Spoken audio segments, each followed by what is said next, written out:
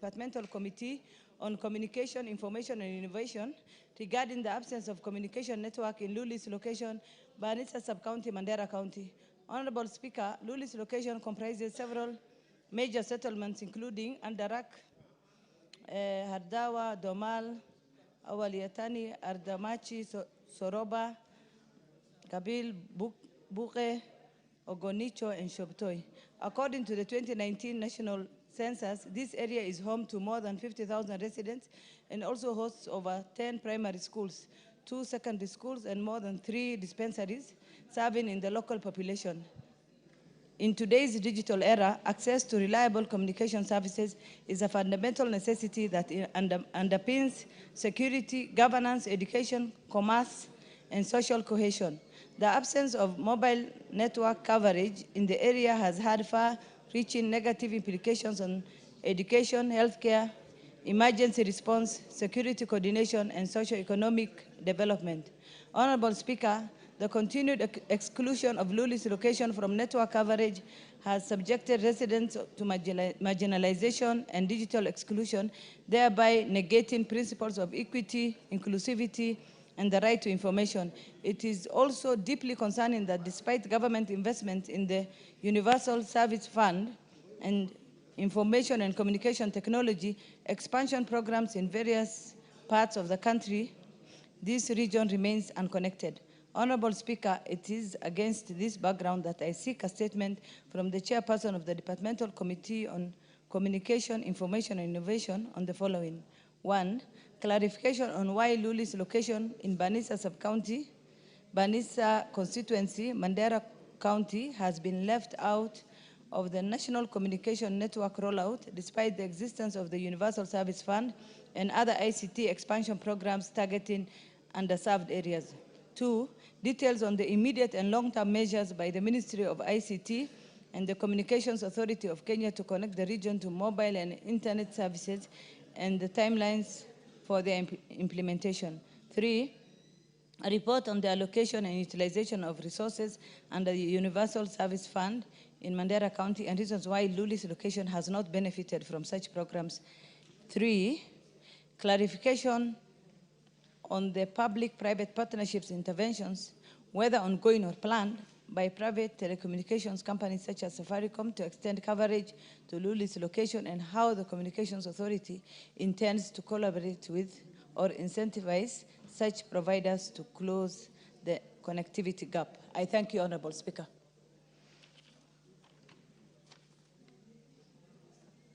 Is there, I cannot see the chairperson for the Communication and Information and Innovation Committee. Is there a member who can give an undertaking on behalf of the committee? Is there a member of that committee? So on behalf of Majority Leader, Honorable Wako. Thank you, Honorable Speaker. We'll make sure that the chairman will give the response in 2 weeks' time. Thank you. And next, let's go to another request for a statement by Honorable Naomi Wako, member for Marsabit.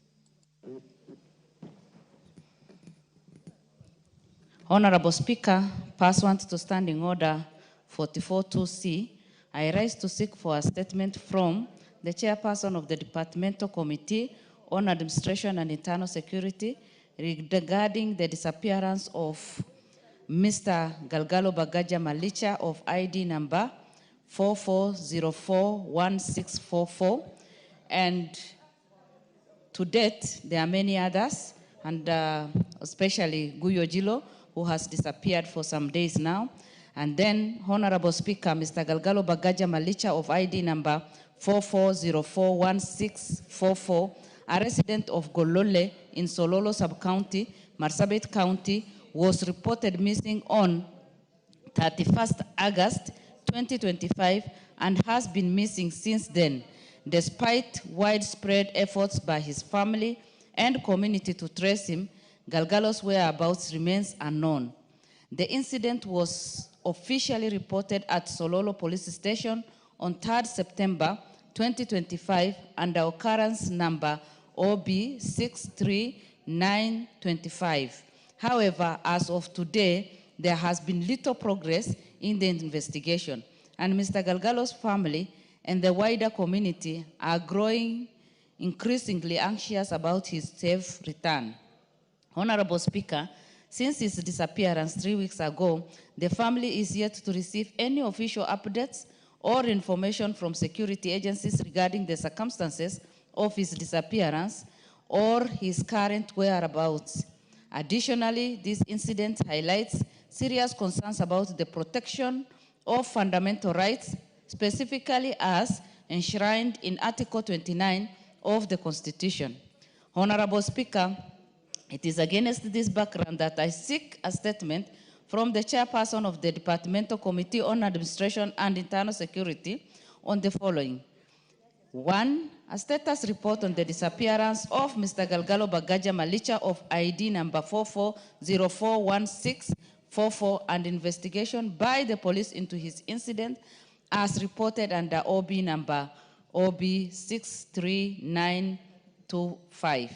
Number 2, actions being taken by the security agencies to update the family and ensure that the missing person is expeditiously traced and reunited with his family, and perpetrators of the heinous act are brought to book. And 3, measures put in place by the Ministry of Interior and National Administration to ensure the safety of residents of Sololo Sub-County in Marsabit. Honorable Speaker, this has become very common in Marsabit and especially Sololo. In the last 1 week, over 7 people have disappeared, and Guyo Jilo has disappeared like 5 days ago, and his family, together with other families, are in big distress. So it is my prayer that this will be given special attention and proper protection be given to residents in Sololo and around there. Thank you. Thank you. That's directed at the Committee of Administration and Internal Security. Is the chairperson or any member here? Honorable Ngusi, are you a member? Okay. How come you're on your feet? There's no member, so Honorable Wako. We'll take note of that, and within the next 2 weeks, we should be given the response. Thank you.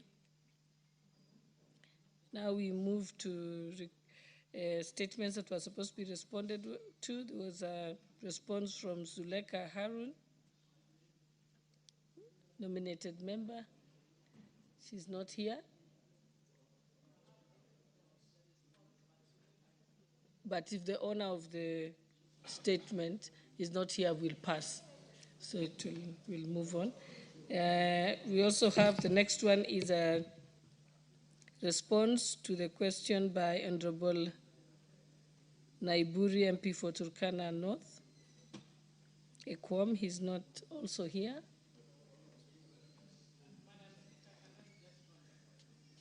Yes. Thank you, Madam Speaker. Madam Speaker, I just wanted to go on record that I have the responses for the request of statement by Honorable Ekwom Nabuin and for Suleha Harun, but both of them are not in the House.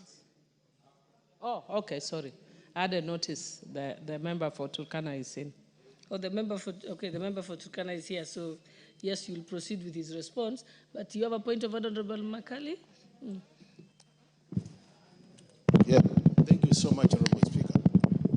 Honorable Speaker, I just wanted your indulgence on this matter, which I think is a very serious matter. Honorable Speaker, is now question and statement time, and you'll see Honorable Wako is the one who's taking care of all the chairs. Honorable Speaker, I don't know whether people are tired or what is happening, because I expect this House to be full of chairpersons of committees to be able to respond to issues raised by members. But it looks like the majority, the deputy majority leader is the one who's taking, the majority whip is the one who is taking all this heat. I think it's unfair to members. Honorable Speaker, being the head of this House, I think you really need to put our House in order. It doesn't look very good to the public that people are asking important questions which really touch on public interest, and then we only get answers. And it's both sides. You can see the majority side, you can see the minority side. And thank you so much, Honorable Millie and Honorable Wako, for being here. If you are not here today, I would be surprised. What would have been happening? So really, Honorable Speaker, I think this is a matter at that high level. We need to discuss this matter. It's becoming a matter of concern. Thank you, Honorable Speaker. Thank you. We'll take it up with the liaison committee, the committee of chairpersons. Yes, Honorable Millie, you may now proceed to give the response. Thank you, Madam Speaker. Madam Speaker, I think the challenge is with the chairs, but the members are in the House. Many of them have come in and some are at the tea places. Madam Speaker, I want to respond to a request for a statement by Honorable Makwiny, MP for Turkana North constituency on the Todonyang massacre.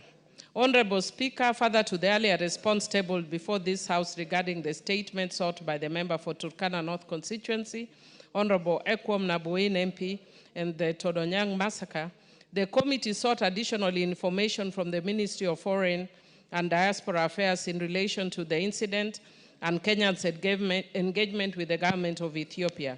The committee specifically organized a meeting in which Honorable Member and the Cabinet Secretary for Defense appeared and deliberated on the matter and reached an amicable way forward. Further, the committee sought clarification from the Cabinet Secretary for Foreign and Diaspora Affairs on the following. 1, the specific diplomatic action taken by the ministry in response to the Todonyang incident, including whether a formal protest has been lodged with the government of Ethiopia regarding the violation of Kenya's territorial integrity and the killing of its citizens. 2, details of any ongoing or concluded diplomatic engagements aimed at addressing the security situation along the Kenya-Ethiopia border and preventing recurrence. And 3, progress made in securing accountability for the perpetrators and in obtaining assurances from the government of Ethiopia on the safety of Kenyan citizens in the affected areas. Honorable Speaker, the diplomatic engagements and actions undertaken in response to the massacre, the Ministry of Foreign and Diaspora Affairs stated that they initiated a series of consultations between Kenyan and Ethiopian authorities. These engagements involved Cabinet Secretary for Interior, and Ethiopia Ministry of Peace, leading to the establishment of a joint operations team on 24th February 2025 to strengthen intelligence sharing, coordinate search and rescue missions, and improve cross-border security management. The ministry noted that it facilitated community-level dialogues involving elders, local leaders, and religious institutions from both sides. Bilateral discussions were later convened in Lodwar, Turkana County in March 2025, where the two governments emphasized reconciliation and community-driven peace building. At the security level, the ministry stated that the joint patrols between Kenyan and Ethiopian security forces were initiated to monitor hotspots and restore confidence among residents. On the humanitarian front, the ministry coordinated access for Kenyan officials into affected areas to support recovery and repatriation efforts. As of 7th of March 2025, 3 bodies had been recovered, 66 survivors rescued, and 38 persons remained unaccounted for. The ministry further stated that the appointment of Honorable John Munyes Kiyonga as special peace envoy for the Ateke region reinforced Kenya's commitment to sustainable peace among the Turkana, Karamojong, Jie, Toposa, Nyangatom, Teso, and Lango communities, which inhabit the fragile border corridors of Kenya, Uganda, South Sudan, and Ethiopia. Honorable Speaker, on the details of any ongoing or concluded diplomatic engagements aimed at addressing the security situation border, the ministry stated that diplomatic engagements have continued through structured bilateral cooperation mechanisms. This includes coordination under the Kenya-Ethiopia Joint Operation Committee and ongoing preparations to convene the 33rd Kenya-Ethiopia Joint Border Commission to deliberate on broader cross-border security, water resource management, and livelihood programs. A joint security meeting was held at Lopeimukat village, South Omo region of Ethiopia, to coordinate search and retrieval operations on Lake Turkana, which marked a significant step toward operational collaboration and peace restoration. These ongoing engagements, alongside the deployment of security forces by Kenya and the active involvement of local communities, are aimed at addressing the root causes of violence, particularly competition over fishing grounds and grazing land, while promoting peaceful coexistence. Honorable Speaker, regarding accountability and assurances from Ethiopian government on the safety of Kenyan citizens in the affected areas, the ministry reports that joint cross-border investigations are underway under the auspices of the Joint Operations Team. The objective is to identify and bring to justice those responsible for the attacks, while reinforcing preventive mechanisms against future incursions. Kenya continues to advocate for the safety and protection of its citizens through bilateral engagements, while maintaining a strong security presence in the affected areas. Despite subsequent security incidents in May 2025, the ministry affirms that border patrols, surveillance, and intelligence sharing have been intensified to deter further hostilities. Honorable Speaker, the Ministry of Foreign and Diaspora Affairs states that it continues to engage the Ethiopian authorities regarding the cooperation between border residents and long-term peace in the Kenya-Ethiopia frontier. I submit and thank you. This is read on behalf of the committee chair, Honorable Nelson Koech, chairperson, Department Committee on Defense, Intelligence, and Foreign Relations. And I note the vice chair of the committee is here for in case of any further clarifications. Thank you.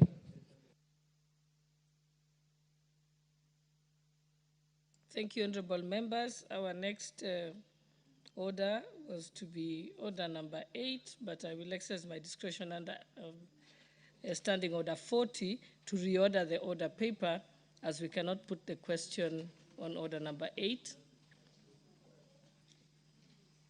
So we shall move to order number 9.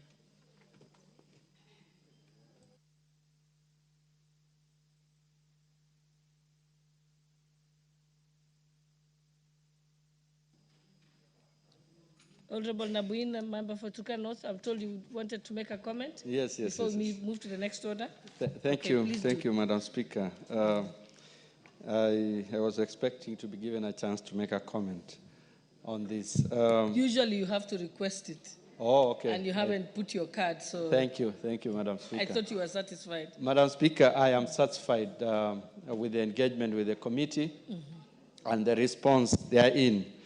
Madam Speaker, I also want to confirm that the last 2 weeks, we, together with the Special Envoy, Honorable John Munyes, we were able to engage the Ethiopian authorities at a higher level in Addis and also at the regional level. So, Madam Speaker, the happenings now are good. And our communities, both communities across the border, together with the Turkana community, are engaging. There are peace committees that have already been formed. But Madam Speaker, in a meeting with the ministry, the CS and the PS and the team from the KDF, we agreed that Liwan KDF camp is set up like immediately. And then we should have a liaison officer across the border, because that is what we are missing, Madam Speaker. Once we have a liaison officer from the KDF, we'll be able to engage with the Ethiopian army, because a lot of activities are happening there and our people are harassed. And we feel if we have a liaison officer, he will be able to support in engaging the team from the other side. Thank you, Madam Speaker.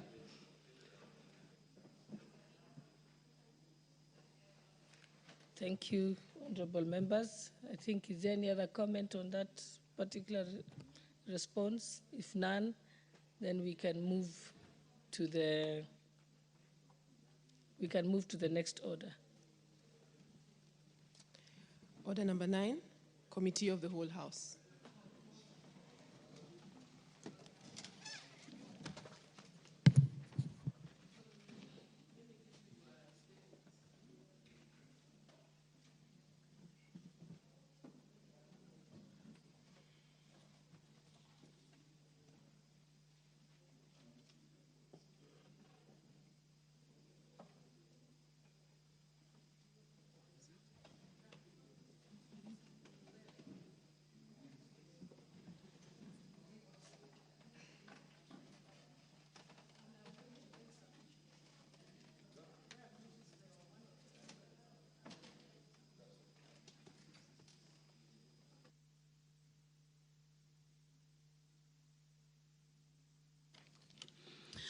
Order, honorable members.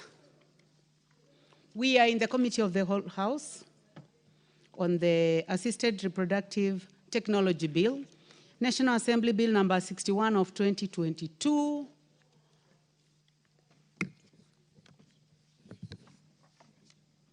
We are going to resume from clause 5.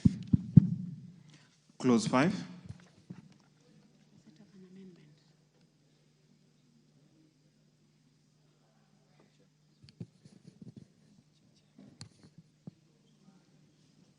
Can see the chairman is in. I propose the question that clause 5 be part of the bill. Chairman, you have an amendment. Madam Speaker, I have an amendment that the bill be amended by deleting clause 5 and substituting, therefore, the following new clause. That the Council shall establish a committee to be known as the Assisted Reproductive Technology Committee. You are not audible, Chair. Thank you, Madam Speaker. I propose that the bill be amended by deleting clause 5 and substituting, therefore, the following new clause 5. 5.1, the Council shall establish a committee to be known as the Assisted Reproductive Technology Committee. The committee shall conduct the business and affairs in accordance with the provisions of the schedule. The justification of this to make provision for the Kenya Medical Professional Dentists Council to establish a committee known as Assisted Reproductive Technology Committee to be responsible for the functions relating to the provisions of assisted reproductive technology services in the country.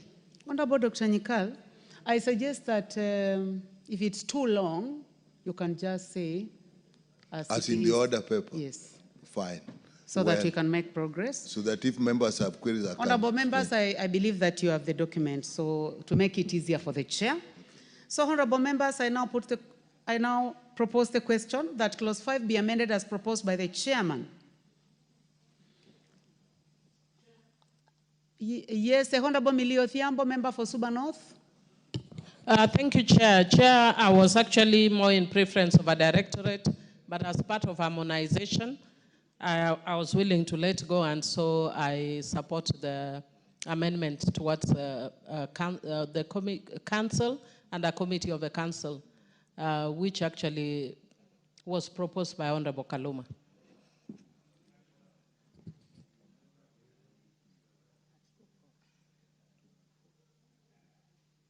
Thank you, Honorable Millie. I don't know, Honorable Naomi Wako, do you have interest in this? Thank you. Honorable members, I now propose the question that clause 5 be amended as proposed by the chairman. Will as many as of that opinion say aye? Aye. Will as many as of contrary opinion say nay? The ayes have it. We have another amendment, honorable members, by the Honorable Peter Kaluma, MP.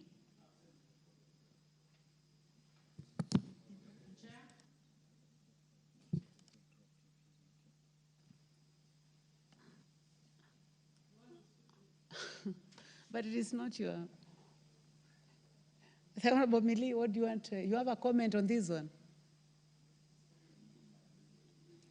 Because the fact that Honorable Kaluma is not here. Yeah, just to inform the House that Honorable Kaluma is not in, but most of the amendments we had agreed as part of the harmonization process. I think there may be about 3 that we didn't agree on, and the chair will alert the House which ones those were. But Honorable Kaluma, again, is not here. But it's fair that I alert the House. But this one was not, I think the committee proposal carried the day. In fact, the council was proposed by Honorable Kaluma. So it's actually his amendment that has carried the day. So, Chair, we'd like to add something? I'd like to add, basically the issue here was the bill was creating a directorate, but it was agreed that that will be a whole new structure. So we say we have a council within the Medical President Dentist Council. So a lot of other coming will be relating to that, and we have agreed we have a council instead of a directorate. So the amendments are just aligning with that. Thank you. Thank you, Chairman.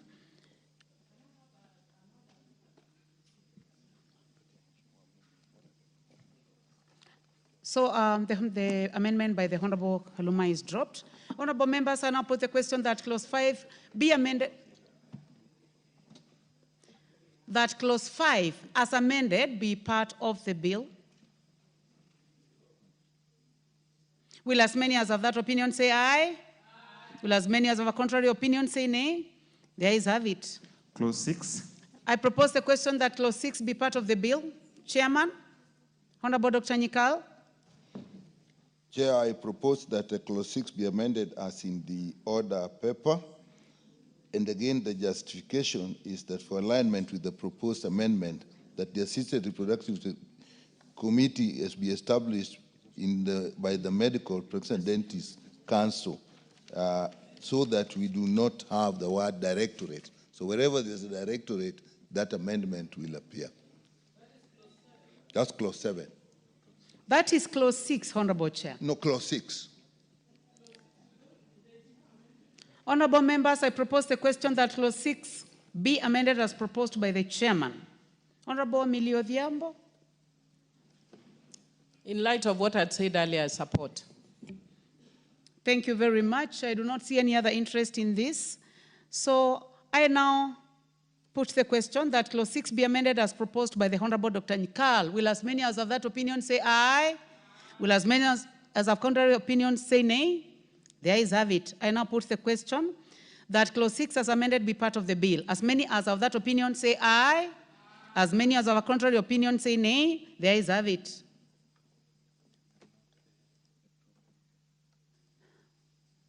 I hereby drop the amendment by the Honorable Peter Kaluma. Clause 7. I propose the question that clause 7 be part of the bill.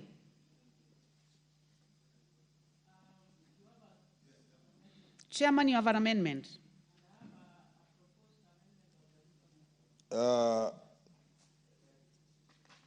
Madam Chair, the proposed that clause 7 be amended as in the order paper. Basically what it's doing is replacing the word national government with the cabinet secretary. The issue is to be more specific. Instead of saying national government, say cabinet secretary. That's a more specific terminology. Honorable members, I propose the question that clause 7 be amended as proposed by the chairman. Honorable Emilio Odhiambo. Thank you, Chair. Before we put the question, I just wanted directions because I wanted to propose a further amendment on the floor. We did harmonization. But I noticed there was a problem like the part 7C, I think, still talks about the talks of the National Health Insurance Fund, which doesn't exist anymore. So I wanted to propose a further amendment to replace it with, is it SHIF or SHA?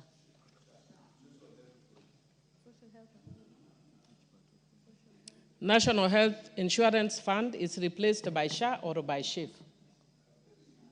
Social Health Insurance Fund or by Social Health? Okay. So, Chair, I'm proposing, I don't know whether we dispose of Honorable Nyikals, because I'm allowed to move on the floor and then I write. I've done that in the past. I would like to establish whether the amendment that you are bringing now is related to the amendment that has been prosecuted by the Honorable Dr. Nyikal.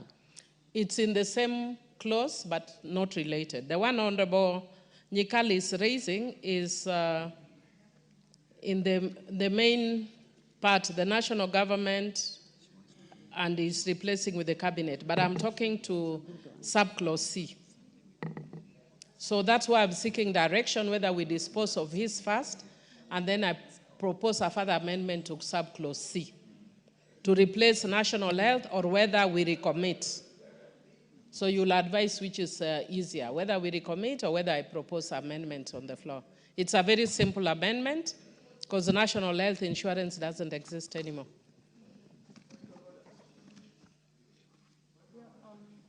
This seems to be part of cleaning up, but I would like to hear, yes,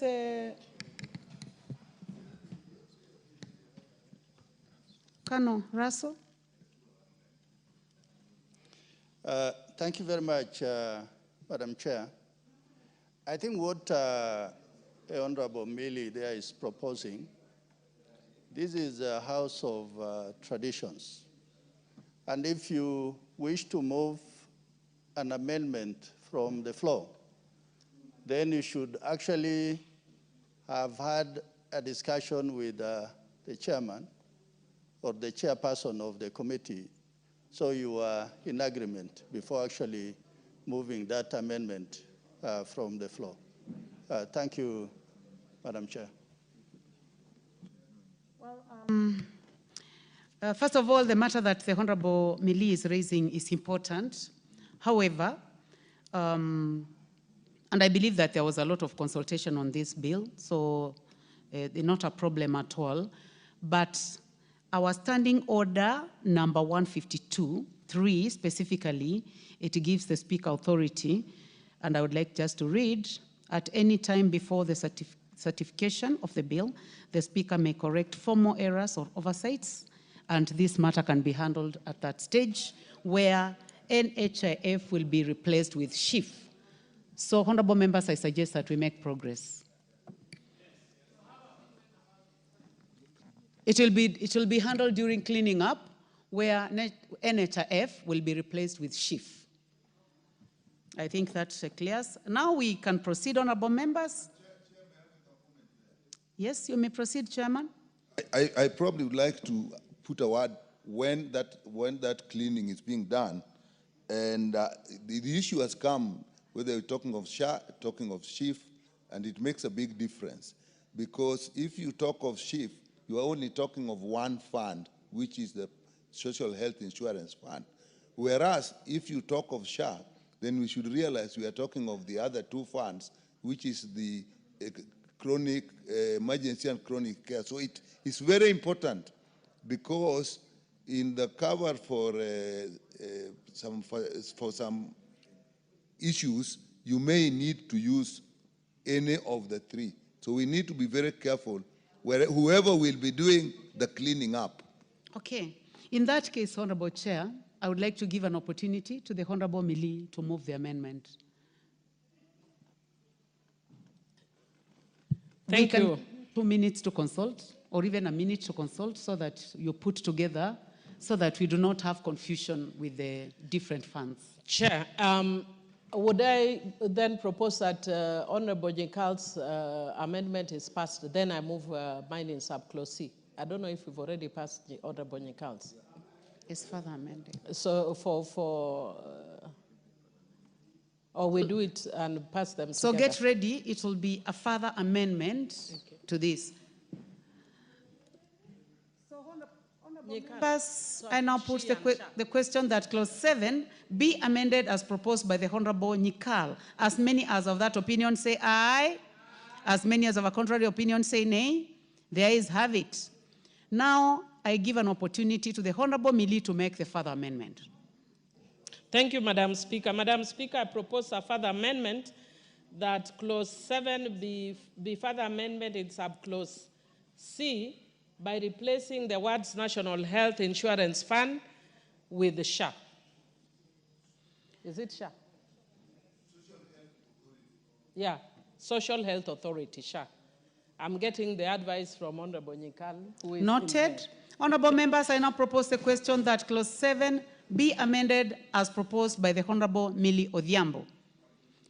I now put the question that clause 7 be amended as proposed by the Honorable Millie Odhiambo. As many as of that opinion say aye. As many as of a contrary opinion say nay. The ayes have it. I now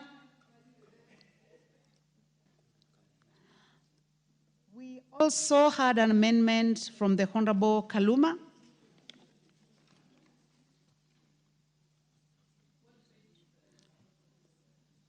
Same clause 9. Same clause 7. Clause 7. So the proposed amendment by the Honorable Kaluma is hereby dropped. I now put the question that clause 7 as amended be part of the bill. Will as many as of that opinion say aye? Will as many as of a contrary opinion say nay? The ayes have it. Clause 8. I propose the question that clause 8 be part of the bill, Chairman. I would like to start with the proposed amendment by the Honorable Kaluma. The proposes a deletion. The fact that there is no one to prosecute that, it's hereby dropped. There is another amendment by the chairman. Please proceed. I propose that the clause 8 be amended as in the order paper, and basically that is to ensure collaboration between the national and the county government in the access and delivery of assisted reproductive services to all that's already provided for in the above. Remember when we were discussing 7.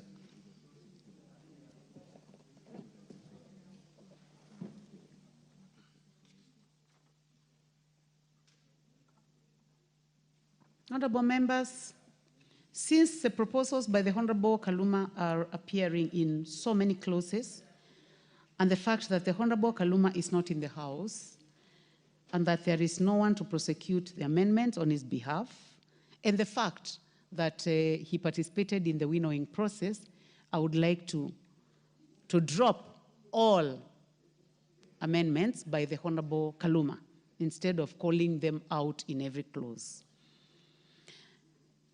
So, honorable members, now we go to clause 8. I now put the question that clause 8 be amended as proposed by the chairman.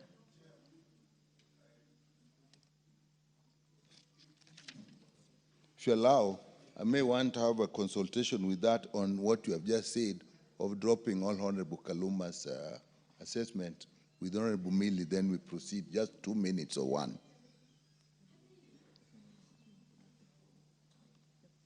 Going forward, right? It's going forward. It's going forward. Beyond clause 8. So that is what I want to consult about, so that as we go forward, we are now quite clear they're all dropped. Yes, I'll tell you my concern. If a member is not there, we are dropping. We do not know how in later on he'll behave towards the whole bill, even the act when it is passed. That's why I wanted this consultation. Who do you want to consult? Honorable Millie. Okay. Can we give you a minute to do that?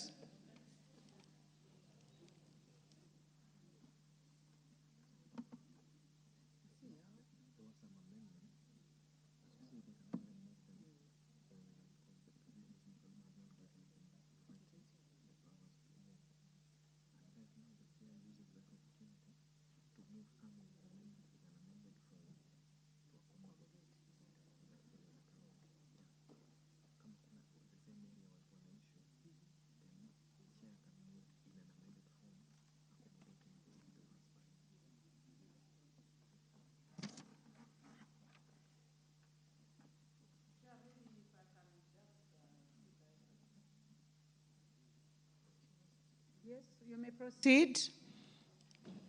Thank you, Chair. Maybe just what Honorable Nyikal is worried about, that he wants to go on record. is that we agreed largely in the harmonization process, probably 90%, but there were about 3 clauses we didn't agree on, and which Honorable Kaluma had wanted to prosecute himself, but he's not here. Out of goodwill, because I know we are not obligated to take that into account, but out of goodwill, we agreed that we could request for recommittals of those ones. So what Honorable Nyikali is worried about is if they are dropped, can they then be subjected to recommittals?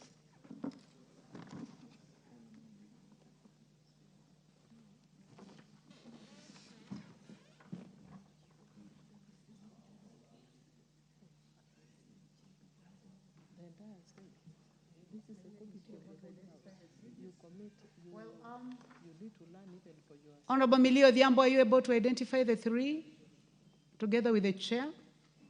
And also the fact that the Honorable Kaluma has not given you any document in writing indicating that you are going to move on his behalf. I can give an opportunity to the chair when it comes to those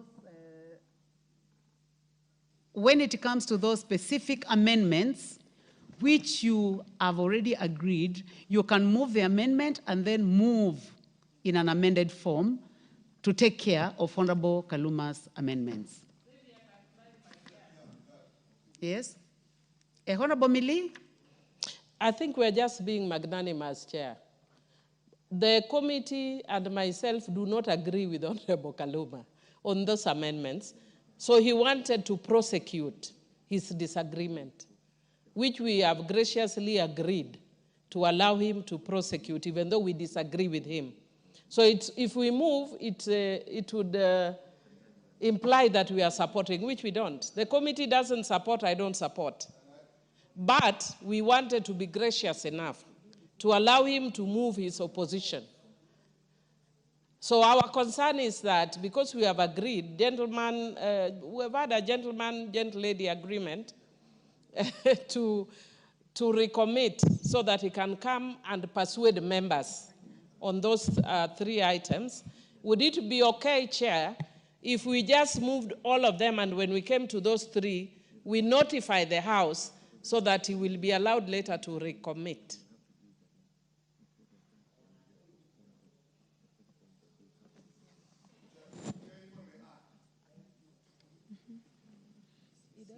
Also, as you do that, you bear in mind that now the bill belongs to the House. It doesn't belong to the Honorable Kaluma. You may proceed, Honorable Dr. Nyikali. Chair, that is exactly why we are asking. We went through a very rigorous winnowing, actually, almost twice. And so on I have all the clauses that we didn't agree, and we said, let's prosecute those on the floor of the House. Now, if then we now proceed and say later on, my concern is much even later on, he raises issue of the process, he was aware or not there, because we know even acts that we have passed have actually been challenged on the issue of process. If they, suppose for example, we don't finish, and tomorrow or the next week when it comes, then it's available and he wants to recommit because they were dropped while he was not there, does the process allow him to recommit? Because I would like that, because in that case, we can say you even give an opportunity to the last minute, even to recommit. So you can now, not later on when we have passed the law. And Madam Chair, why I'm saying that, I know about this law, and I know that even during implementation, people may still raise issues. So I'm looking forward, and as far as Honorable Kaluma is concerned, I would like him to have maximum opportunity, be on the floor, put his case, and either win it or lose it on the floor, than just saying, I wasn't there. That's the request we are asking, in terms of process and procedure. Yeah, honorable members, recommitting these bills will be opening these clauses to now fresh deliberation. those particular clauses. So I am going to advise that based on Standing Order 133.10, that consideration of any part of a clause of a bill may be postponed until such later stage of the proceedings into committee on such bill as the committee may determine. So you may identify these three clauses so that we deal with all the other clauses and leave those particular clauses to be handled at a later time. Okay, so we proceed. Clause 8.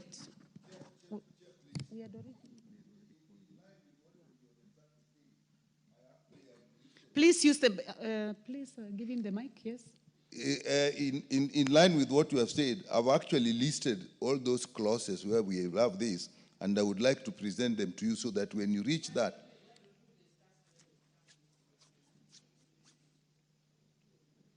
we need to make progress, honorable members. it is one of them, so we'll then save all of them.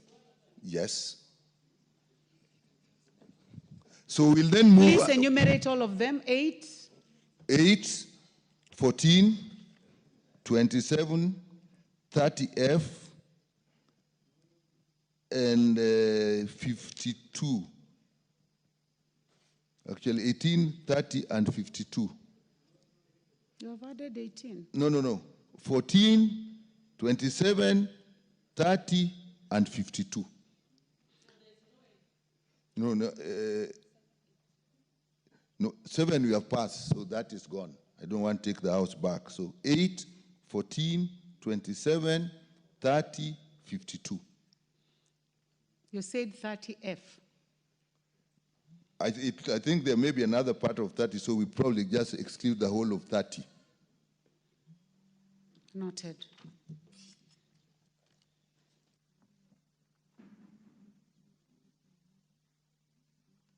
So then, honorable members, pursuant to Standing Order 133.10, clauses 8, 14, 27, 30, and 52 are hereby postponed until such a later stage of the proceedings in committee on which the clauses will be determined. So, honorable members, we can now proceed. Clause 9. I propose the question that clause 9 be part of the bill. Chairman? Honorable Dr. Nyikal. Yes, Chair. I propose that clause 9 of the bill be amended as in the order paper, and the justification is for the alignment with the proposed amendment that the assisted technology be established under Kenya Medical Protection Dentist Council. As I said earlier, whenever the word directorate or comes, it will be amended to read council or to be deleted as appropriate. Thank you. Thank you. I propose the question that clause 9 be amended as proposed by the Honorable Dr. Nyikal. The Honorable Andrew Okwome, member for Karachonyo.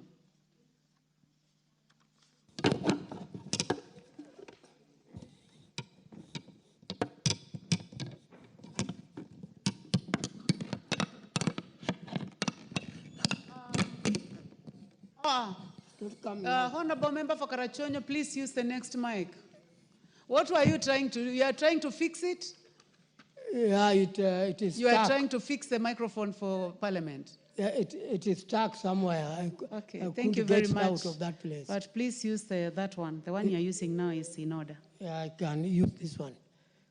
Madam Speaker, I didn't ask to be given a chance for comment.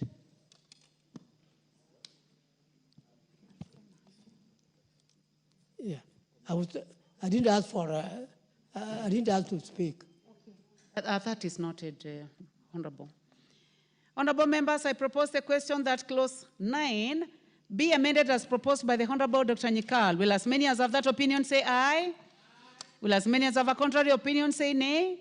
The ayes have it. I now put the question that clause 9 as amended be part of the bill? Will as many as have that opinion say aye? Will as many as have a contrary opinion say nay? The ayes have it. Clause 10. I propose the question that clause 10 be part of the bill. Honorable Dr. Nyikal. Chair, I propose that clause 10 be amended as in the order paper, and the reason is the same. It still has to do with change from directorate to council.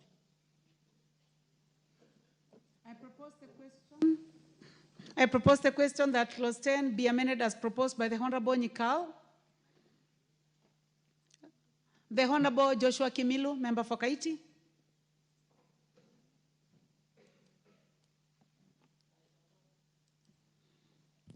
Yeah, thank you, Madam Speaker, I support. Thank you very much, honorable members. I now put the question that clause 10 be amended as proposed by the chairman. Will as many as have that opinion say aye? Will as many as have a contrary opinion say nay? The ayes have it. I now put the question that clause 10 as amended be part of the bill. Will as many as have that opinion say aye? Will as many as have a contrary opinion say nay? The ayes have it. Clause 11. I propose the question that clause 11 be part of the bill. There be no amendment. I now put the question that clause 11 be part of the bill. Will as many as have that opinion say aye? Will as many as have a contrary opinion say nay? The ayes have it. Clause 12. I propose the question that clause 12 be part of the bill. Honorable Chairman.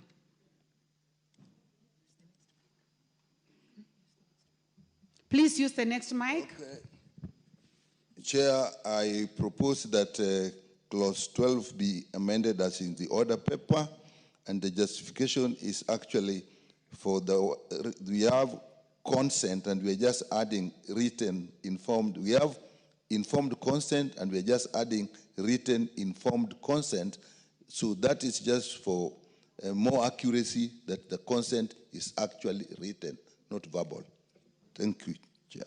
Thank you. I propose the question that clause 12 be amended as proposed by the Honorable Dr. Nyikal. Honorable Millie Odhiambo. Thank you, Chair. This is one of the clauses that we agreed on.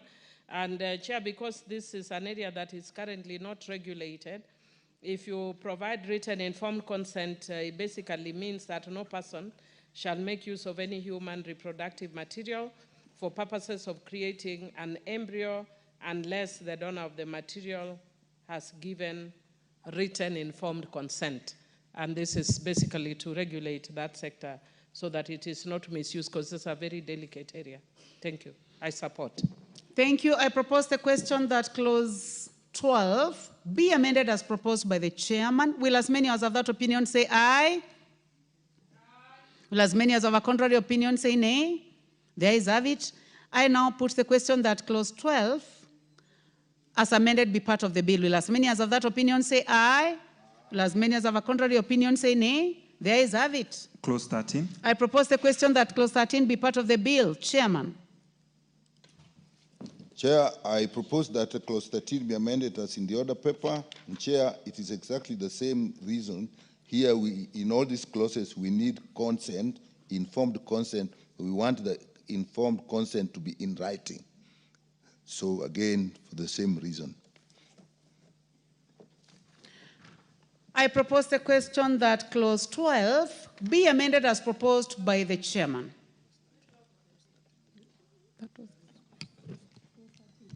Thank you. Honorable members, I'll take this again.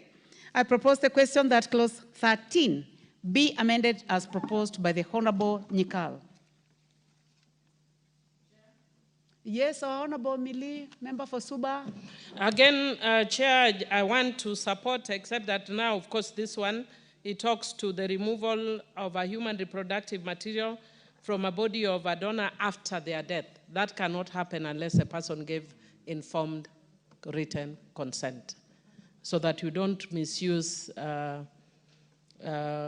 it's sort of like organ donation, has to be with written informed consent. I propose the question that clause 13 be amended as proposed by the chairman. Will as many as have that opinion say aye? Will as many as have a contrary opinion say nay? The ayes have it.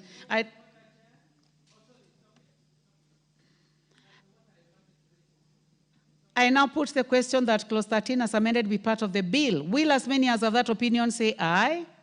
Will as many as of a contrary opinion say nay? The ayes have it. Honorable members, as we proceed, I would like to take this opportunity to welcome our guests. Seated in the speakers gallery this morning, we have students from Elim Group of Schools, Mavoko, Machakos County. And we have students from Dongoni Glorious Academy from Kaiti constituency in makwiny County. You are welcome to the National Assembly to observe proceedings of the House. And I would like to give this opportunity to the member for Kaiti, the Honorable Joshua, so that you may invite all students. You may be seated. Thank you, Madam Speaker. Madam Speaker, I want to take opportunity to welcome the students in the Parliament. And I want to tell them one time we were seated there and we were trying to follow what the proceeding of the Parliament, and today we are here as members of Parliament. So I want to encourage them and to tell them to focus. And one time they will be here as members of Parliament or in other field doing a good job. Thank you, Madam Speaker. Thank you very much, Member for Kaiti. Honorable members, as we have agreed, we now skip clause 14. Clause 15. I propose the question that clause 15 be part of the bill. Honorable Dr. Nyikal, Chair. I propose that we amend clause 15 as in the order paper. And Madam Chair, this is just purely for, that is just for wording. And clause 15 initially was indicating a person shall not undertake assisted reproductive technology for purely speculative and commercial purposes. The word purely is superfluous there. It should just be for speculative and commercial purpose. So we are deleting the word purely. I propose the question that clause 15 be amended as proposed by the chairman.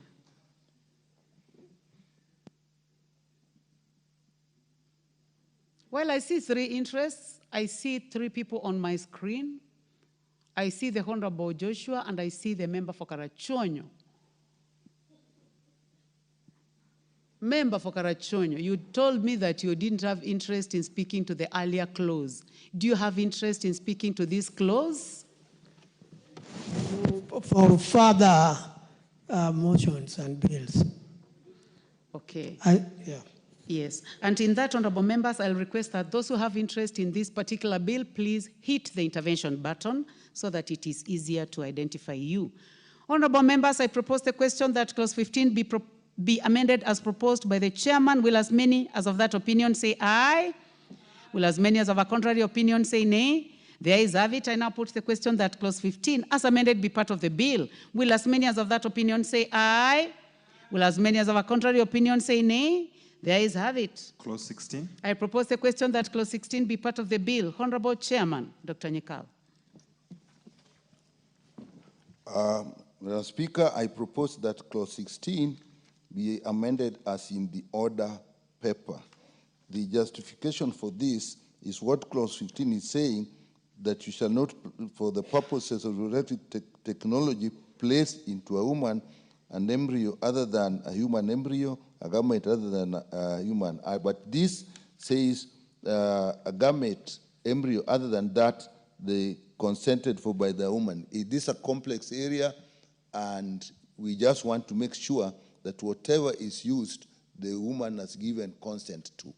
So that is the essence of the amendment of 16. I propose the question that clause 16 be amended as proposed by the Honorable Dr. Nyikal. And Honorable Millie Odhiambo. Thank you, Chair. Chair, let me also just take this opportunity to welcome the students who are here, and especially to encourage the young girls. I know the honorable member was saying earlier that he sat there one time and looked down, and now he's in Parliament. But when I came in and sat there many years ago, there were no women. At least now we can see women. There were, I think, 1 or 2 women. Now we see women, and we are hoping that the time they will be here, more than half the House will be women. Let the imbalance be on the men for once. But having said that, Madam Speaker, I want to support the proposed amendment by the chair.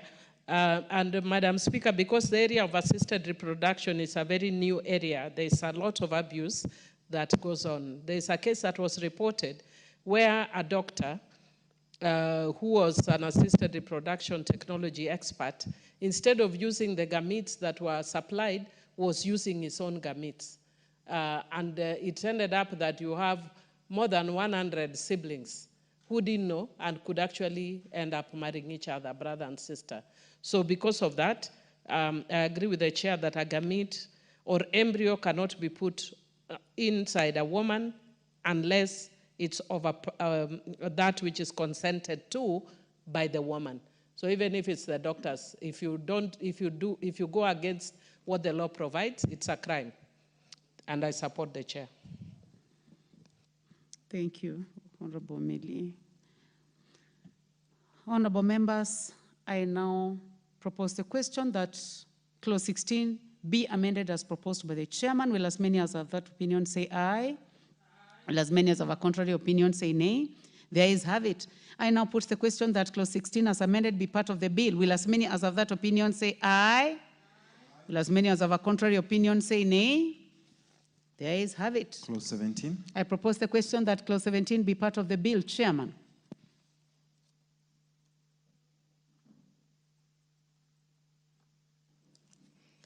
Chair, I propose that Clause 17 be amended as in the order paper. The justification of this is replacing the word minor with the word child, so that we are quite sure we are using the legal word. But the bigger meaning of this, Madam Chair, is that you can obtain sperm or ovum from a child. The question would be, why would you do that? The question is, this is intended where a child is as what may be a fatal illness that can later be treated, or the treatment itself is such that they may destroy the reproductive capacity of the child, like leukemias and so on. So this is done earlier so that you can preserve that and use them later. So we have to use the correct word as in law. Thank you. No, wait. First of all, I want to propose the question. I propose the question that Clause 17 be amended as proposed by the Honorable Dr. Nyekal. Honorable Millie Odhiambo. I just wanted clarification. Chair, I've heard the chair of the committee saying that he's only amending the word child. But what I have here indicates that you're doing much more than that. I don't know if I'm the one who has it wrong. Because I think the proposed amendment that I got from the committee report is a person shall not obtain a sperm or ovum from a child or use any sperm or ovum obtained from a child except for medical reasons and future human procreation and with the informed consent of the minor's parents or legal guardian. If that is the case, then I'd support. If that is not the case, then could I please move a further amendment?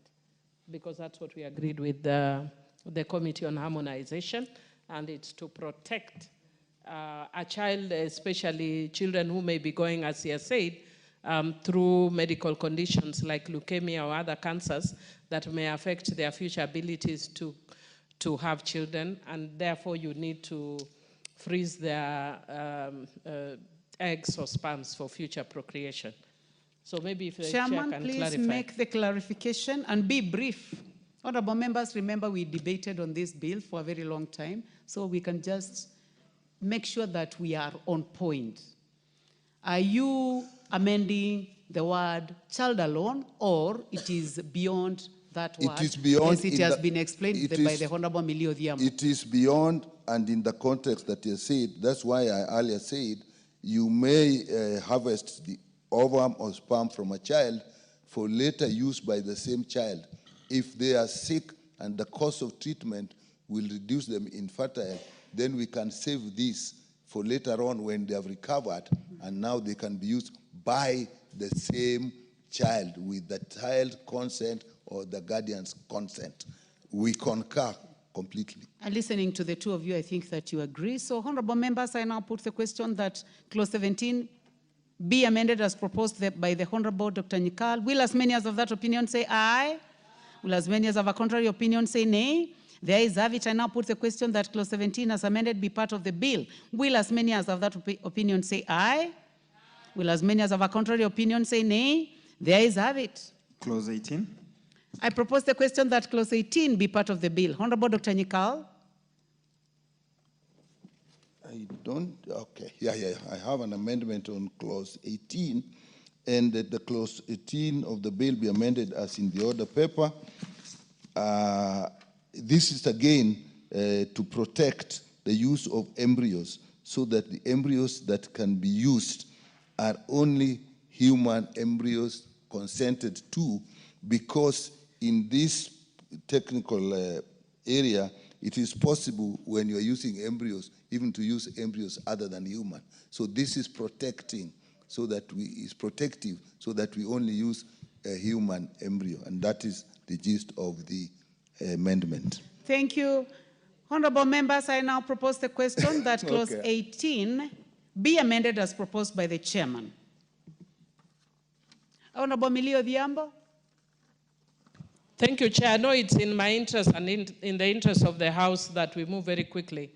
But because there's also been a bit of misinformation about this bill, it's good to put some things on record. And part of what the Chair is proposing in this amendment is that there shall be no form of human cloning. And I support, amongst other things, and using or mixing human organs with animal. So there is no form of human cloning. Thank you. Honorable members, I now put the question that clause 18 be amended as proposed by the Honorable Dr. Nikal. Will as many as of that opinion say aye? Will as many as of a contrary opinion say nay? The ayes have it. I now put the question that clause 18 as amended be part of the bill. Will as many as of that opinion say aye? Will as many as of a contrary opinion say nay? The ayes have it. Clause 19. I propose the question that clause 19 be part of the bill. Honorable Dr. Nikal. I propose, Chair, that clause 19 be amended as in the order paper. And the justification actually are two.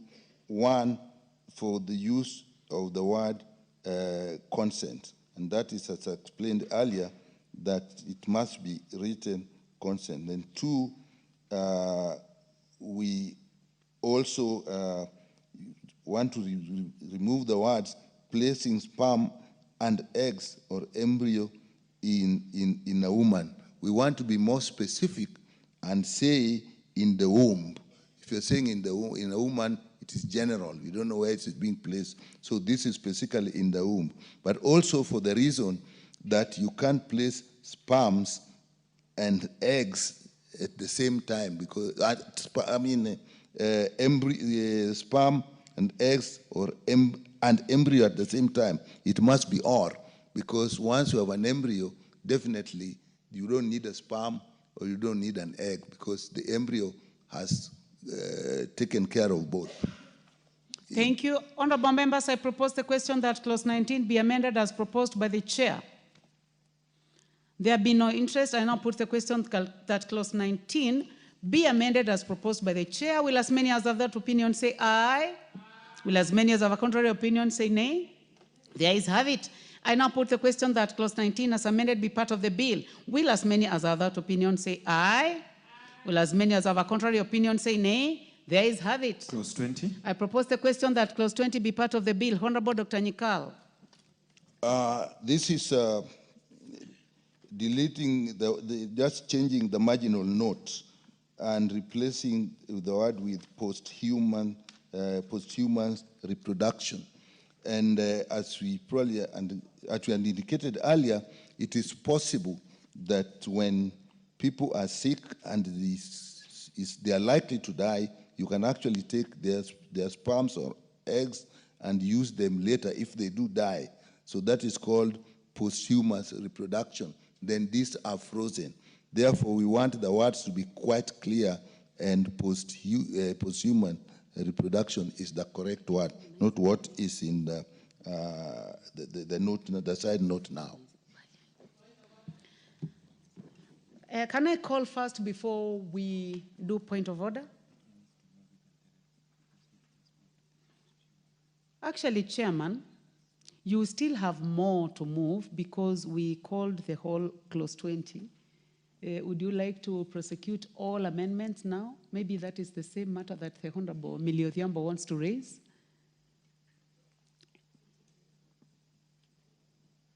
You have only talked about posthumous production. Yeah, the posthumous. You have B, C, D. What then? It is still posthumous reproduction. You can give us justification for each one of them. Okay. Make it brief. For the side word, we have said the renumbering, obviously, then that is remembering. Deleting is because we have done that, but the most important one there is D. I think that's what Honorable Millie may be concerned about. When you do this posthumous reproduction, then the question comes that if you use an embryo, the ovum of a woman or an embryo, and how you place this must be in consent with what the woman wanted in terms of parentage. You cannot take that and put in another woman, and then when you now, the baby is born, you attribute the parentage to the woman who has died while she did not give consent for that. I think that is the issue that Honorable Millie is concerned about. Thank you. Now, from our desk, you have covered all amendments. I'll now propose. Honorable members, I propose the question that clause 20 be amended as proposed by the chairman. Honorable Millie Odhiambo.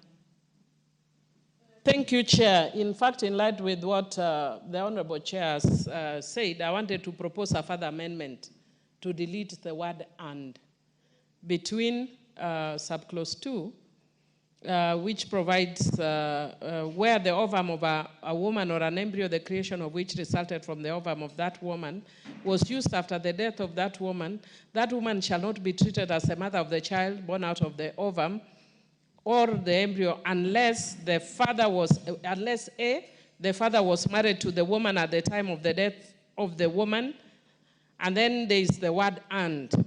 The woman had given informed consent in writing. When you have the word "and," the implication is that, let's say I'm married now, and we decide to go through assisted reproduction technology with my husband. And unfortunately, my husband dies. No, actually, it's where the woman dies. Where the woman dies, then the child shall not be considered as mine unless I wrote or I gave a written consent to my husband. It doesn't make sense. Where people are married, there is no reason for written consent unless it's posthumous. Not posthumous. Where they are married, even posthumous does not apply. Let me give an example. Assuming you are married, you understand me? Yeah. If you are married right now, even if you don't have a child under assisted reproduction, and your wife dies, that is your child. You don't need to sign anywhere. That's your child. But if you say "and," the word "and" gives a totally different meaning. So I'm proposing that we delete the word "and." The father was married to the woman at the time of the death of the woman. I would like to give a chance to the chairman. We concur. Basically, if you put the word "and," then the two conditions in A and B must be met together. Whereas if you delete "and," then A stands on its own. The father was married to the woman at the time of death of the woman. So there's no need for consent there. And then B, the woman had given consent. This may be in the case where a woman was actually probably not married and she had agreed to this. So there you would have needed her consent. Yeah. So the two conditions in A and B need not be tied.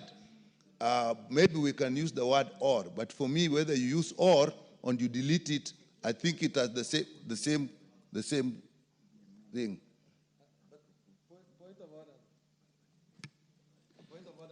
Yes, Honorable Ole Sunkuli. I am of the opinion, Madam Chair, that if you really don't want those two conditions, then just drop the whole idea, that particular amendment. No, I think that you don't, because informed consent is essential for all these things. So why would you need that to say that? Pardon? So if they are married, then why do you have to legislate? Why don't you just leave it?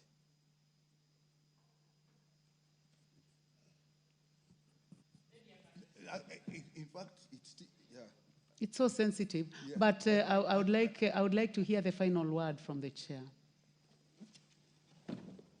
Why you need to is you may be dealing with a married woman. So if you're dealing with a married woman, then A applies. So nobody can raise an issue. Honorable Ole Sunkuli. If they're married... I was thinking that you'll stay around the Honorable Dr. Nyikal so that you can be more useful to the House. Even with him before. So that you can be more useful to the House. Or so B... Okay. So B, it will apply actually when the woman is not married. Therefore, you need a written consent. But where they are married, you don't need. But still, people can raise an issue because what you are dealing with here, the woman gave her ovum. It was used when alive, but then she died. This ovum was then put in another woman later on.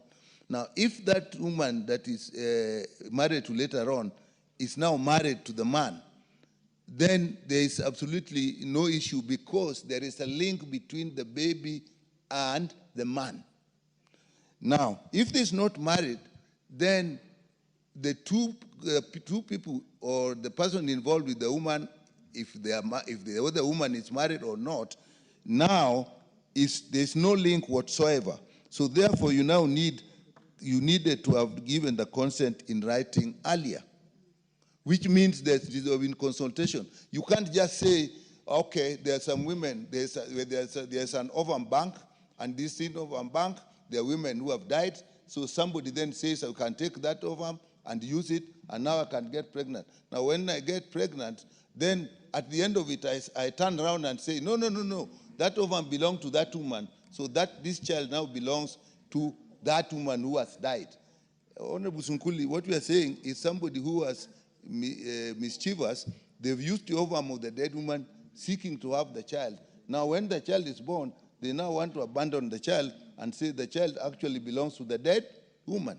Now, if there was no consent from the woman, then that is not true. She must take responsibility for this child, because otherwise, this child will remain parentless, nobody to link to it.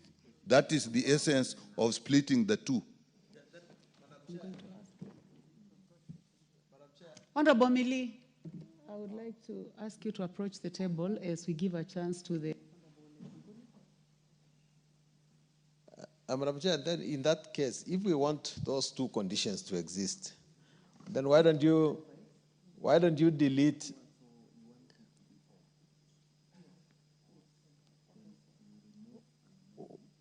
why don't you delete "and" and replace with "or"? Yeah, as I said, I'm perfectly okay with that. Okay. Yeah. So I'm saying that... Let's hear the Honorable Ole Sunkuli. No, I'm just saying then we delete "and" and replace with "or". Yes. So Noted. that there are two conditions. Noted. So in that case, thank you very much, Honorable Ole Sunkuli. I'll give a chance to the Honorable Mili to move a further amendment to the amendments by the chairman. Thank you, Chair. Chair, I wish to move a further amendment to the amendment by the Chair in Clause 20, Subclause 2, A and B, by deleting the word "and" which comes after Subclause 2A and replacing with the word "or". Thank you. I propose the question that the Chair's amendment be further amended as proposed by the Honorable Millie Odhiambo. Will as many as have that opinion say aye? Will as many as have a contrary opinion say nay? The ayes have it. I now put the question that clause 20 as amended be part of the bill. Will as many as have that opinion say aye? Will as many as have a contrary opinion say nay? The ayes have it. Clause 21. I propose the question that clause 21 be part of the bill, Chairman. Chair, I propose that clause 21 be amended as in the order paper, and in A, again, as I said earlier, is just the word directorate being replaced by council because of the earlier amendment, and in B, the justification is that the children born out of assisted reproductive technology also have a right or parental care and protection as guarantees under the Constitution. Without how they came into this world should not be an issue. That is the essence of the second part of that amendment. Thank you. Thank you, honorable members. I propose the question that clause 21 be amended as proposed by the chairman. Honorable Millie, I see you have interest in this. Yes, Chair, I support the chairman's amendment, which gives better protection to children born of assisted reproduction. I've just noticed, Chair, and you'll guide me on this, that I had wanted to do a further or amendment to the title, which is Part 4, Rights of Parents, Donors, and Children. But I noticed the chair didn't have an amendment there, but I just noticed that we are focusing on, we've been through this a lot, but every day something new comes up. We have not focused a lot on the rights of the surrogates. So I just wanted to put something on surrogates, but that would require that we change the title. Wait, at this point?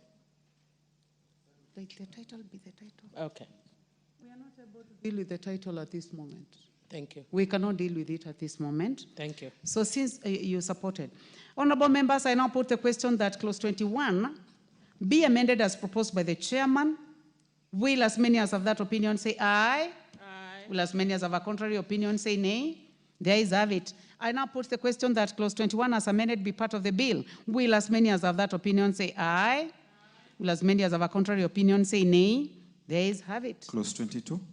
I propose the question that clause 22 be part of the bill. Chairman. Chair, I propose that clause 22 be amended as in the order paper, and the essence of this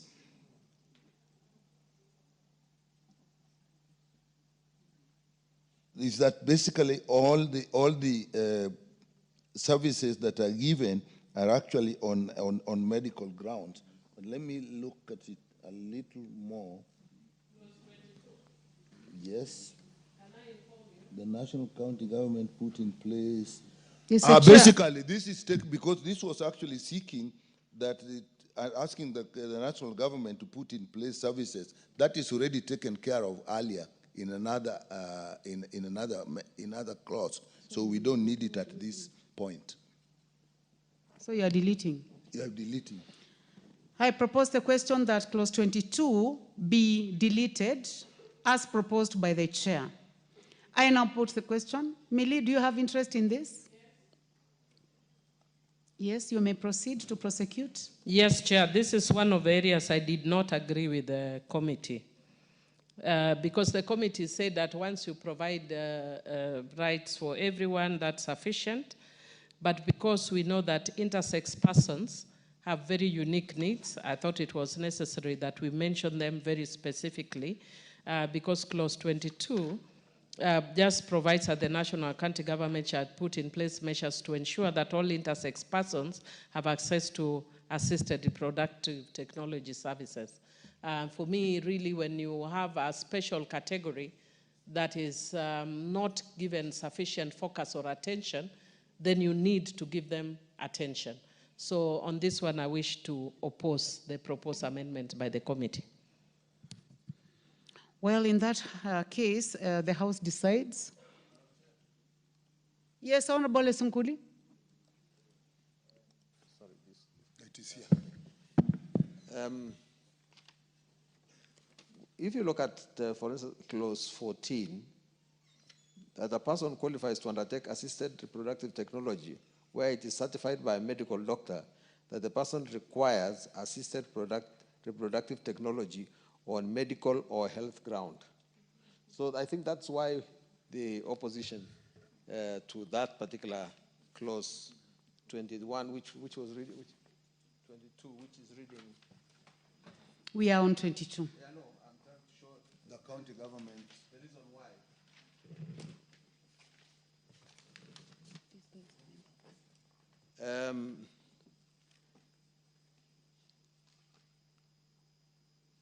You want to be very specific.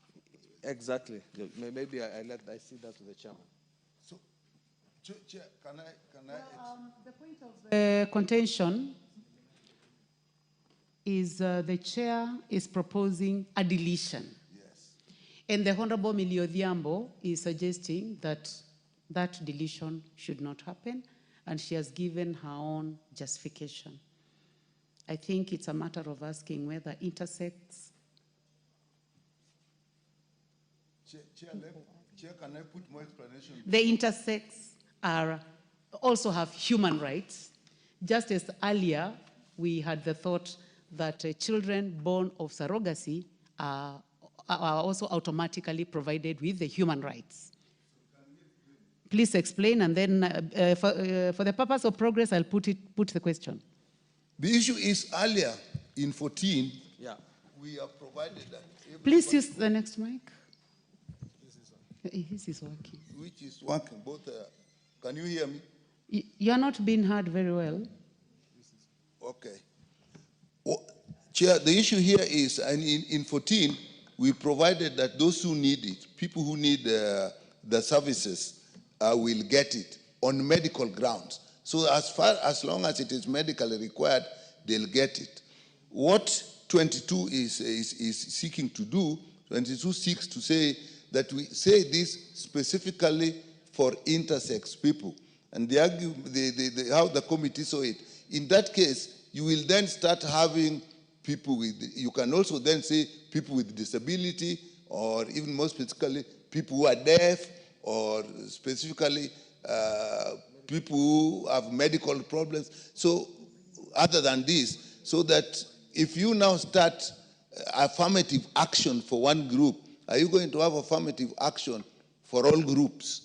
So that is the issue. You say that if 14 suffices, now you can't discriminate against people with intersex because you have said everybody deserves it. So why then are we now repeating that people with intersex should also get it? So long as you have said everybody should get it. That was the point. Yes. Honorable Millie.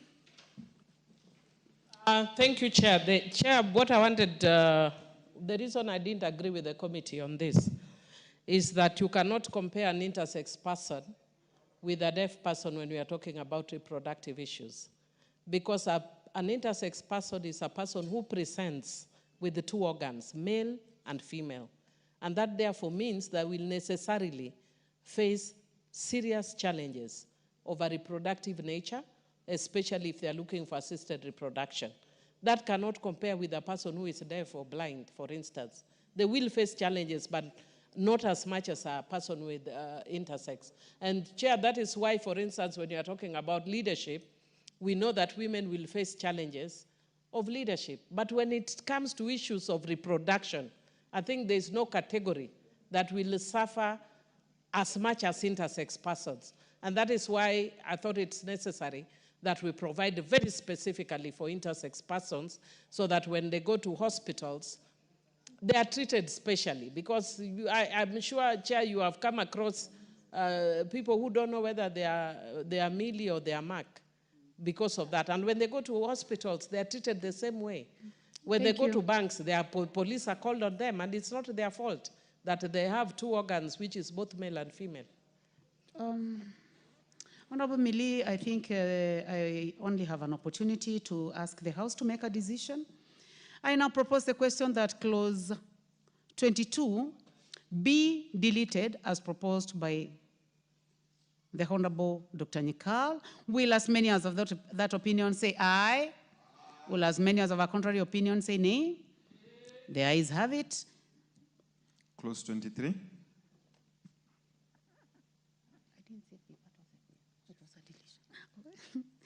That was a deletion. Yeah. Yes, we may proceed. Clause 23. I propose the question that clause 23 be part of the bill. Chairman. We propose that clause 23 be amended as in the order paper. And the reason for this is to make provision for obtaining prior consent in the event of unforeseeable circumstances, such as death or divorce, so that once the agreement has agreed on the use of the gametes, then we'll need some consent on how these gametes are later on actually used. And that is the essence, so that you don't have gametes that are produced and then either they are abandoned or they are used in ways that the people who produce them did not intend them to be. Honorable members, I propose the question that clause 23 be amended as proposed by the chairman. I only see the Honorable Millie Odhiambo interested in this. Thank you. Chair, I wish to support that provision by the committee because they are giving a very specific, or rather they are giving clarity in relation to what should be done with the gametes subsequently. And I want to say, because Madam Speaker, I'm not, this is not really my area. And the committee actually gave very good technical expertise. So this is one of those areas I'm really appreciative of what the committee did. Thank you, honorable members. I put the question that clause 23 be amended as proposed by the Honorable Dr. Nikal. Will as many as of that opinion say aye? Will as many as of a contrary opinion say nay? There is have it. I now put the question that clause 23 as amended be part of the bill. Will as many as of that opinion say aye? Will as many as of a contrary opinion say nay? There is have it. Clause 24. I propose the question that clause 24 be part of the bill and there be no amendment. I now put the question that clause 24 be part of the bill. Will as many as of that opinion say aye? Will as many as of a contrary opinion say nay? There is have it. Clause 25. I propose the question that clause 25 be part of the bill. Chairman. Chair, we propose that clause 25 be amended as in the order paper, which is a deletion, and it has listed conditions. But the basic issue here is all those conditions are placing marriage as the main qualification for having assisted reproductive technology services. And the committee's position is that marriage should not be. So if you want assisted reproductive technology, if you are married or not married, you should get the services. Basically, that is the justification for that deletion. You. I propose the question that clause 25 be amended as proposed by the chairman. I do not see any interest in this, so I put the question that clause 25. I propose the question that clause 25 be deleted as proposed by the chair. No interest, so I put the question that clause 25 be deleted as proposed by the chair. Will as many as have that opinion say aye? Will as many as have a contrary opinion say nay? There is have it. Clause 26. I propose the question that clause 26 be part of the bill, Chairman. Chair, propose that clause 26 be amended as in the order paper, and the justification in A is indicating how people or children that come from assisted reproductive technology process should be treated as others, and the word that was being used as different from children that arise from sexual intercourse. And we felt that that's rather crude, and we used the word natural conception, which means the same thing, but I think is more civil. Then in B, this is already provided for, and in C, to align with the proposed amendment that the bill shall only apply to Kenyan citizens, and hence the question of citizen of a child born as a result of assisted reproduction does not arise.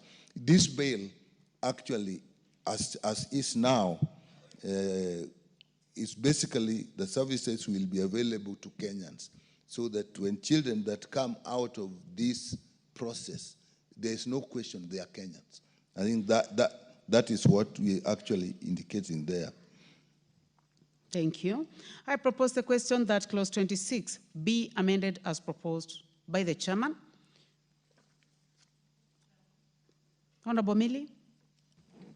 I support, save that I want to remind the chair that we have not yet moved the amendment in relation to this bill being preserved for Kenyans. So I notice it is coming much earlier, so we might actually have to do a recommittal to provide for Kenyans. Otherwise, I support. I propose the question that clause 26 be amended as proposed by the chairman. Will as many as of that opinion say aye? Will as many as of a contrary opinion say nay? There is have it. I now put the question that clause 26 as amended be part of the bill. Will as many as of that opinion say aye? Will as many as of a contrary opinion say nay? There is have it. Clause 28. So we skip 27 as agreed earlier. I propose the question that clause 28 be part of the bill. Chairman.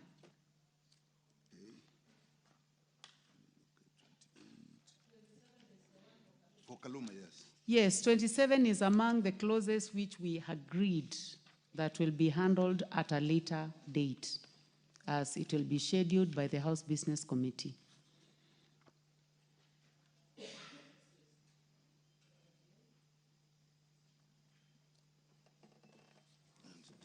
Let me see why we did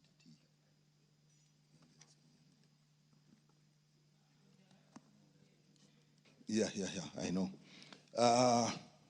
We propose that clause 28 be amended as in the order paper. In A, we replacing the word parties to a marriage and replacing the word intended parents. Again, the reason there is basic. If you want party to a marriage, then you are limiting it to only married people. If you say intended parents, then they could be a couple but not married. I hope the word couple does not imply legal marriage. Then in B, there is need for a contact person, and therefore, if you have surrogacy, then the person involved should indicate who the next of kin is. So that is made clear in that clause. Now, justification to cross-reference to the name of the child born through, basically here, the issue is if the person who provided the ovum, if the ovum and the egg that is used in surrogacy are such that those people who produce them are not linked to the surrogate parents, then when the naming of the parentage of the child comes, it should not be automatic that the people who intended to have the child will have it. They will need a court order. And the reason for that, if the sperm or the ovum is with somebody who is related to the child later on, then obviously the child has a genetic link, and therefore the committee's position is that it is safer. If on the other hand they are not, then the committee is of the view that these are people who can... Dr. Nyikal, I know you are a medical doctor, and you want to make it simple, I mean, for all of us to understand. No matter how much you explain, we may not understand. So when you go to the trust that the bill has been debated, the fact that the committee has done a lot of work on it, and now we are in the committee of the whole house, if you can just make it brief so that we can make progress. What is out of order, Honorable Millie Odhiambo? Thank you, Chair. I'm actually just trying to make your life a little more difficult based on what you've just said. If you notice, the proposed amendments in clause 28 are quite a number, all of them except one. So when we move all of them, if we move all of them together, it will deny me the opportunity to oppose the one that I wanted to oppose. So I would wish to request that in relation to this one, that we move them by sub-clauses. Because there are sub-clauses I agree with, but there's a sub-clause I don't agree with. That is okay, Honorable Millie. So you'll give the House an opportunity so that we are able to propose the question for the purpose of debate. Then when we get to that particular, you can identify it and see whether the House will agree with you. So I would like to give a chance to the Honorable Chair to finalize. Then I put the question, then we can look for how to assist the Honorable Millie Odhiambo. So if you can finalize, Honorable Dr. Nyikal. I think the only one that was coming, another justification, that the persons entering into surrogacy agreement shall only receive benefits as a consequence of surrogacy and not process of surrogacy. Now, there what was the deletion was intended, there's an issue of whether people will go into surrogacy for commercial reasons. And therefore, in our view, that should not be encouraged. But if, because of surrogacy, they do need some material support, some financial support because of the process, then that should be allowed. I think that is what the last justification there has.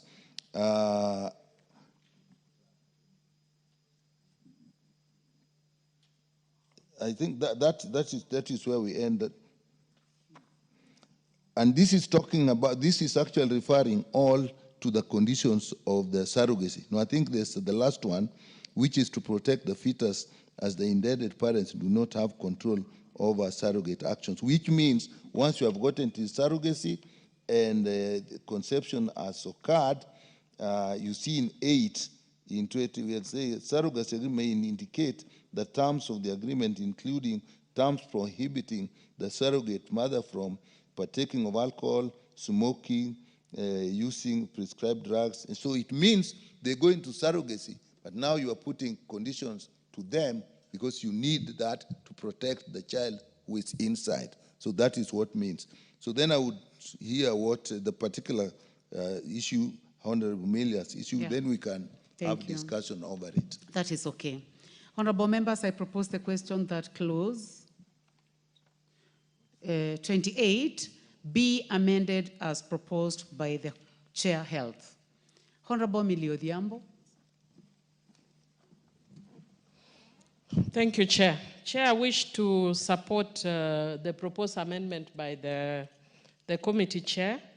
And upon reflection, actually, where I wanted to oppose, I've seen the wording is wording I could live with, because my concern was in relation to something that when we were debating this in the last parliament, Honorable Joyce Lay indicated that when she had her own child, she was forced to go to court to get a court order. And I think that's really demeaning for a person who is struggling so hard to have a child. Not many people are that brave to manage to go to court. So I think the wording that is provided here is sort of midway, because it says a person may apply to the High Court for any necessary orders on matters relating to the validity of a surrogacy agreement. So it presupposes that there may be a dispute. So it is not mandating. Which clause is that? Because we are from 1 to 10, actually. That is 6. 6, okay. Sorry, by inserting a new subclause immediately after new subclause 5, which is a new subclause 6. Okay. So that is a proposed new subclause 6 of the same 28. So, but otherwise, I think one of the things that was of concern for me on the heading, other than the 28 that we have deferred that also protects the surrogate, I see that there is also quite a bit of protection of the surrogate in this part, which is, I would want us to have a balance of protecting intended parents, but also protecting the surrogates. Noted. So I support. Thank you. Okay, I think we can make progress. Honorable members, I now put the question that clause 28 be amended as proposed by the chairman. Will as many as of that opinion say aye? Will as many as of a contrary opinion say nay? There is have it. I now put the question that clause 28 as amended be part of the bill. Will as many as of that opinion say aye? Will as many as of a contrary opinion say nay? There is have it. Clause 29. I propose the question that clause 29 be part of the bill. Chairman, you have an amendment. Chair, I propose that clause 28 be amended as in the 29. 29. Clause 29 be amended as in the order paper by deleting the words "this act" or any other written law appearing in paragraph B and substituting therefore the Constitution. That is basically making it stronger, so that we go by what is in the Constitution. And removing the word implantation and talking to the word transfer, again, implantation occurs after transfer of fertilized ovum. That's a little more technical. There, the implementation is actually more accurate. You can transfer and there's no implantation. So we need that to be very, very clear. So the word in the last one, by deleting the word commissioning appearing in paragraph and substituting for the word intended, commissioning gives the impression that this is a commercial process. So that is why we are using the word intended parent. That is the justification for that. Thank you. I propose the question that clause 29 be amended as proposed by the Honorable Dr. Nyikal.